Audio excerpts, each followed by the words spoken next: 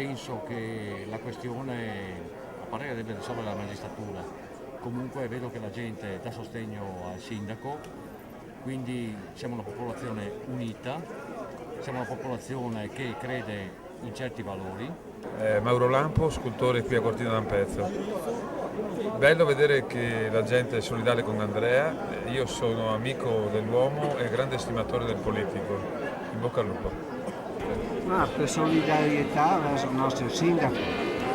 Questo secondo me sono cose da essere uniti in questo momento. Sono qui per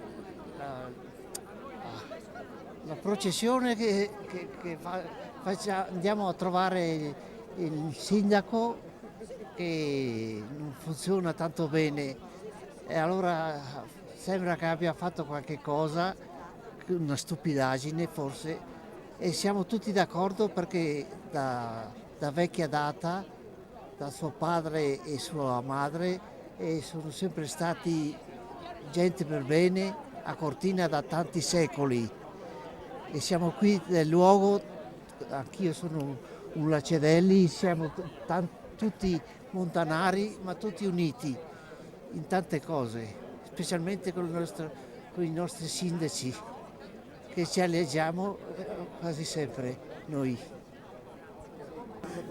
Lei conosce il sindaco, pensa che sia onesta come persona? Sicuramente è onesto, una persona che avrà fatto degli errori, non so perché non conosco tanto, ma onesto di sicuro, un bravo sindaco, giovane che si dà da fare per la sua valle, per il suo paese, e se è vero quello che ha fatto che è poco, non mi sembra il caso di fare queste cose.